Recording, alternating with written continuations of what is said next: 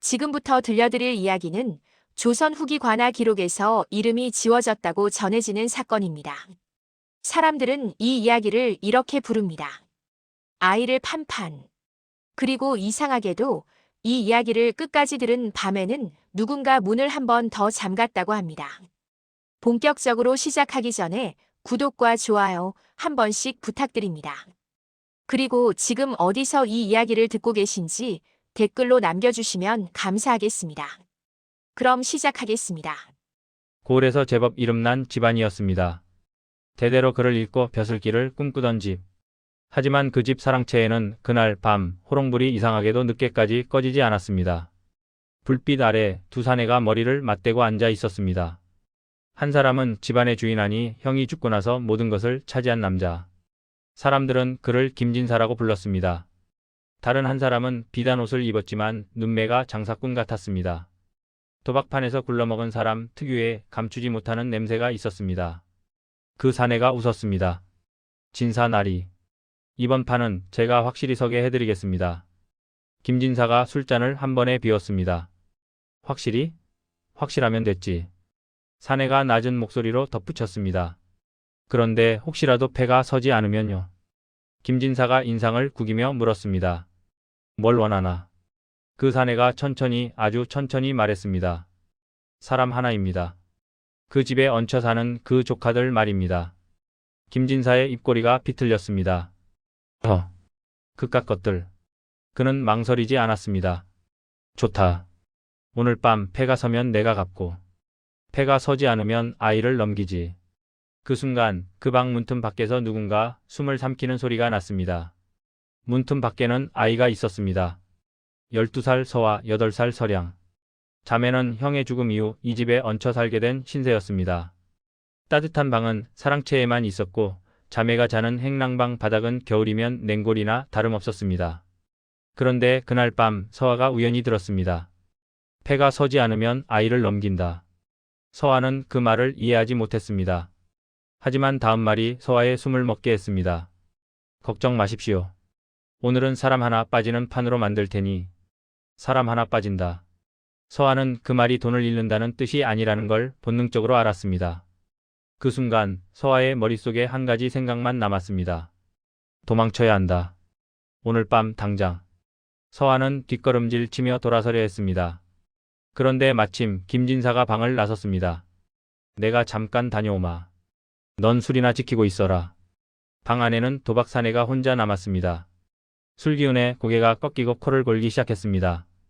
그때였습니다. 서아의 눈에 상 위에 놓인 작은 가죽 꾸러미가 들어왔습니다. 겉보기엔 평범한 장부였습니다. 하지만 장부의 끈을 풀어 첫 장을 넘긴 순간 서아는 손끝이 얼어붙었습니다.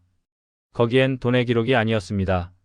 사람의 이름이 적혀 있었고 그 옆에 동그라미와 X표가 붙어 있었습니다. 그리고 붉은 먹줄. 서아는 한 줄을 읽고 숨이 막혀왔습니다. 서아서량 X. 서아는 알았습니다. 이건 단순히 빚이 아니라 사람을 패처럼 올려놓는 기록. 이 장부가 있으면 숙부는 끝입니다. 서아는 장부를 품에 넣었습니다. 그 순간 밖에서 헛기침 소리가 났습니다. 김진사가 돌아오고 있었습니다. 서아는 장부를 품고 행랑방으로 달려가 서량을 깨웠습니다. 서량아, 일어나세요. 지금 도망가야 합니다. 비몽사몽한 서량의 손을 잡고 자매는 비가 쏟아지는 마당을 뛰쳐나갔습니다. 맨발이었습니다. 자갈이 발바닥을 찢어도 아픈 줄 알 틈이 없었습니다. 뒤에서 김진사의 고함이 터졌습니다. 잡아라. 내 장부. 내 장부를 훔쳐갔다. 횃불을 든 하인들이 우르르 쏟아져 나왔습니다. 빗속에서 횃불은 짐승의 눈처럼 번뜩였습니다. 서량이 넘어졌습니다. 언니 무서워요. 서아는 동생을 일으켜 세워 이를 악물고 뛰었습니다. 하지만 아이들의 걸음이 어른들을 이길 리 없었습니다. 자매가 숲을 벗어나자 고을에 불빛이 보였습니다. 어디로 숨을 것인가? 관하로 가면 숙부의 손이 닿을 것이고 평범한 민가에 숨으면 금방 발각될 것입니다. 그때 서아의 눈에 밤에도 불이 꺼지지 않는 곳이 보였습니다. 환하게 지나치게 환한 곳. 사내들이 웃고 돈이 오가고 비명이 섞여도 이상하지 않을 곳. 고을 사람들이 대놓고 말하진 않지만 모두 아는 곳. 패방. 비밀 도박장. 서아는 속으로 되뇌었습니다. 등잔 밑이 어둡다. 가장 위험한 곳이 가장 숨기 좋은 곳일 수 있다. 자매는 뒷문으로 스며들었습니다. 도박장은 겉으로는 창고였습니다. 하지만 안으로 들어가면 다른 세상이었습니다. 공기는 무겁고 사람들의 눈빛은 술에 젖어 있으면서도 날카로웠습니다. 자매가 숨을 곳은 패짝패를 넣는 상자들이 쌓인 방. 그런데 문이 벌컥 열렸습니다. 어디서 쥐 냄새가 나나 했더니 사내 하나가 서 있었습니다. 눈빛이 사람을 훑는 방식이 하인도 상인도 아니었습니다. 도박판의 관리인. 사람들은 그를 패지기라 불렀습니다. 패지기가 자매를 보고 웃었습니다. 애들이 여기까지 기어들어왔다. 살고 싶어서 왔나 보네. 그때 뒤에서 낮고 차가운 목소리가 들렸습니다. 그만. 패지기가 멈췄습니다. 판주님. 그 여자는 젊지 않았습니다. 하지만 늙지도 않았습니다. 마치 사람의 욕망을 오래 봐서 감정이 달아버린 얼굴. 그녀를 사람들은 월도라고 불렀습니다. 칼처럼 냉정하고 판을 넘어서는 여자. 월도가 자매에게 다가와 서아의 품을 톡 쳤습니다. 뭘 훔쳐왔니? 서아는 떨며 대답했습니다. 장부입니다. 월도의 눈빛이 바뀌었습니다. 그 순간 자매는 알았습니다. 이 여자는 돈이 아니라 판을 본다. 월도는 말했습니다. 여긴 착한 곳도 안전한 곳도 아니야. 다만 필요한 걸 가진 사람은 살려두지. 그날 밤 패방의 문이 부서질 듯 열렸습니다. 나와라. 김진사의 목소리였습니다. 그는 몽둥이를 들고 사내들까지 대동하고 들어왔습니다. 내 장부를 훔친 년들이 여기로 들어왔다. 숨겨준 놈도 같이 죽는다. 패방의 사내들이 잠시 흔들렸습니다. 양반이 미쳐 날뛰는 건 이 바닥에서도 귀찮은 일입니다. 하지만 월도는 한 발도 물러서지 않았습니다. 여긴 진사 나리구역이 아닙니다. 김진사가 코웃음을 쳤습니다. 패방 따위가 감히 내 앞에서. 그 순간 월도가 조용히 말했습니다. 진사 나리. 여긴 돈으로 지키는 곳이 아니라 비밀로 지키는 곳입니다. 김진사의 눈빛이 흔들렸습니다. 월도는 천천히 손을 들었습니다. 찾고 싶으면 찾으세요. 대신 이곳에서 부수는 건 진사 나리의 목숨일 수도 있습니다. 그 말에 패방은 조용해졌습니다. 월도는 자매를 당장 쫓아내지 않았습니다. 대신 서아를 불렀습니다. 내가 가져온 장부 읽을 줄 아니? 서아는 떨면서도 대답했습니다. 예. 아버지께서 상단 일을 보셔서. 월도는 장부를 탁 던졌습니다. 그럼 봐. 여기 이 판 누가 이기게 되어 있지? 서아는 몇 줄을 읽고 갑자기 눈이 커졌습니다. 이건 승부가 아닙니다. 이건 짜인 결과입니다. 패방의 공기가 달라졌습니다. 서아는 계속 말했습니다. 여기 적힌 동그라미는 돈이 아니라 살려둘 사람입니다. X는 정리할 사람이고요. 월도는 짧게 웃었습니다. 그래. 그래서 난 널 살려둘 생각이야. 월도는 자매에게 말했습니다. 도망자에게 보호는 공짜가 아니지. 서아는 고개를 숙였습니다. 무엇이든 하겠습니다. 동생만 살려주십시오. 월도는 차갑게 대답했습니다. 입양 같은 말은 하지 마. 여긴 패방이야. 그리고 조건을 내걸었습니다. 너는 내 장부를 봐. 돈이 아니라 사람을 계산해. 내 동생은 사내들의 눈을 모으는 자리에 세울 거야. 서량이 울먹였습니다. 싫어요. 월도는 서량을 보며 말했습니다. 싫으면 나가. 밖에는 김진사가 있어.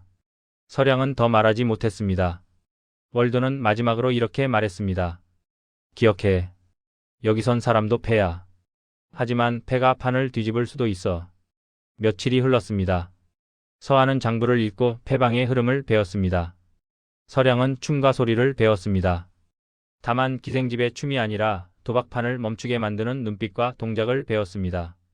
그런데 어느 날 월도가 말했습니다. 진사놈이 아직도 널 찾는다. 그리고 장부만으로는 끝내기 어려워. 서아가 물었습니다. 그럼 무엇이 필요합니까? 월도는 대답했습니다. 자백.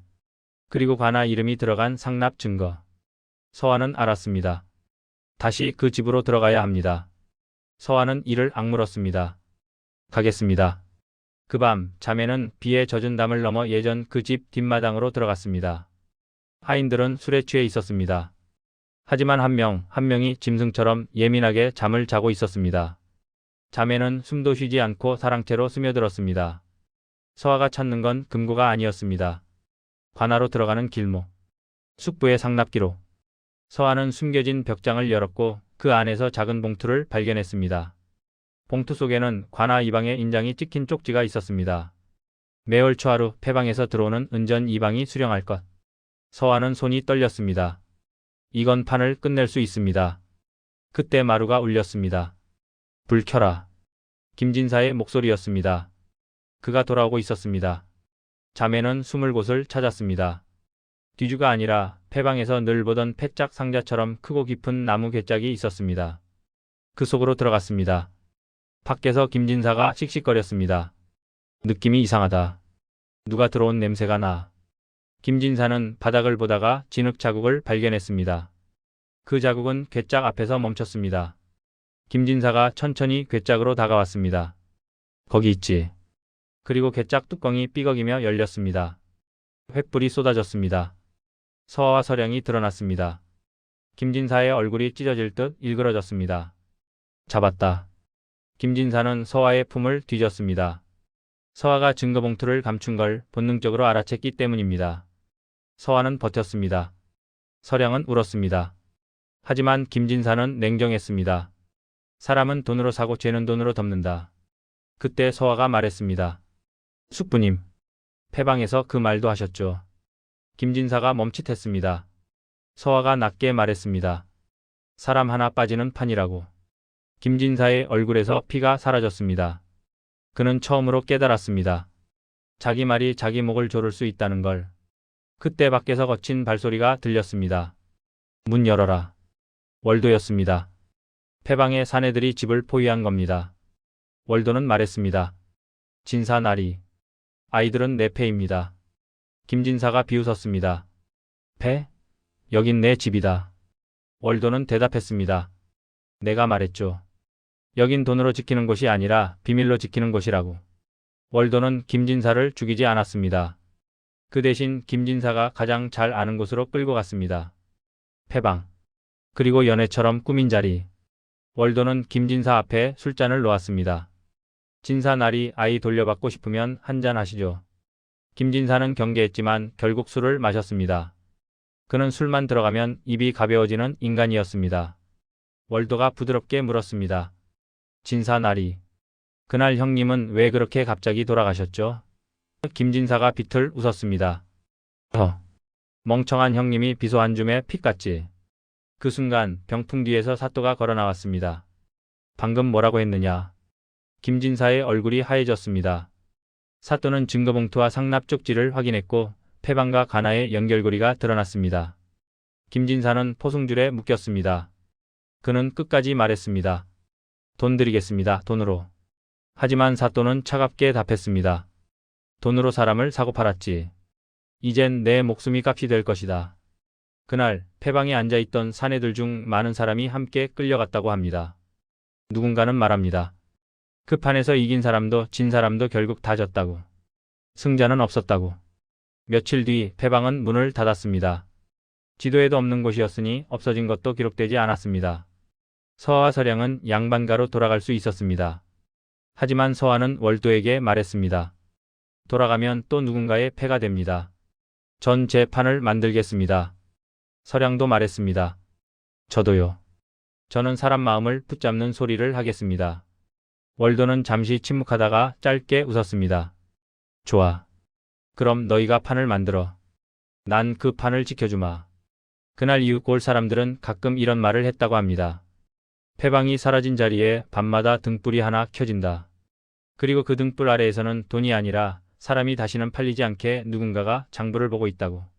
마지막으로 조선 야담에는 이렇게 남아 있습니다. 아이를 판 판은 반드시 피로 끝난다. 끝. 엔딩 멘트. 오늘 밤 문단속은 한 번 더 하시고요. 혹시 내일 아침에 이상한 발자국이 보이더라도 모른 척 지나가시는 게 좋습니다. 구독과 좋아요 그리고 댓글 한 줄 부탁드립니다. 다음 이야기로 다시 찾아뵙겠습니다.